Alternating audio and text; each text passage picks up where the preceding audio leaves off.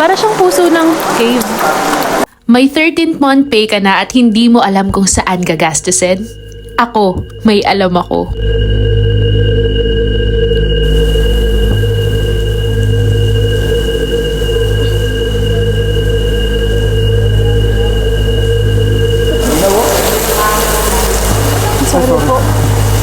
Masarap naman talagang mag-cafe hopping, magpunta sa mga aesthetic na lugar, at mag-photoshoot. Pero nasubukan mo na bang pumasok sa kuweba?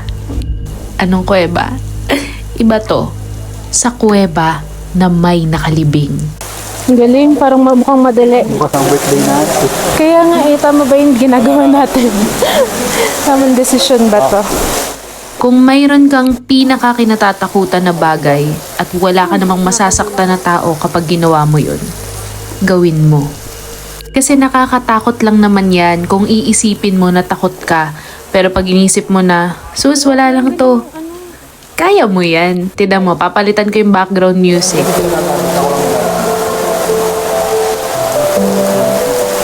Nalulula ako. Ayaw na ayaw ko kapag may mga matataas na lugar tapos walang hawakan kagaya nito. Lalong-lalo na kapag hindi ko makita yung ibang parte. Pakiramdam ko anytime may hihila sa akin, pero since sabi ko nga, face your fears, ginawa ko yan. Isa rin pala sa mahalagang gawin bago ka mag-book ng kahit anong trip ay mag-research ka rin dun sa mga pupuntahan. Niregaluhan ako ng tatay ko nitong sandals from Sandugo before ako umalis kasi nga birthday ko, and hindi ko alam na hindi pala recommended yan kasi hindi talaga siya kumakapit sa mga bato sa loob ng kuweba. I was humbled kasi sila kuya na nagtutour sa amin nakachinelas, and grabe, parang baliwala lang sa kanila yung mga bato. Tas ako, gumapang na ako, kinaskas ko na yung puwet ko dyan. Ang sakit-sakit ng puwet ko talaga at balakang ko. Pero for my safety, hindi ako tumatayo kasi nga walang kapit yung sandals ko. Thank you.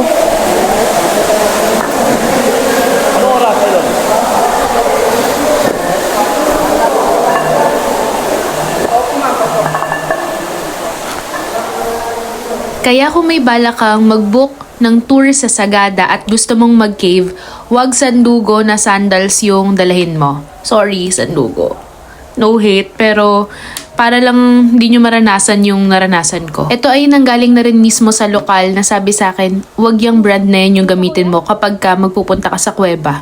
Kasi hindi siya gawa for here.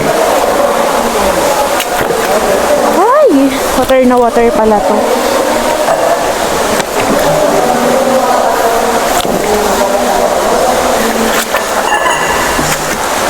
Nice. Ang lamig. Okay po.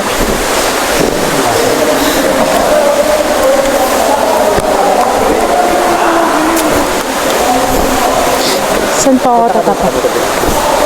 Saan kuya? Saan doon? Parang i-slide ako ah. Thank you. Hindi ako panalabas dati at sobrang introvert ko, pero ngayon ko na-realize na kahit pala sobrang mag-aral ka o mag-masteral ka pa, may mga bagay na hindi natututunan sa libro. Kaya lumabas ka para matuto.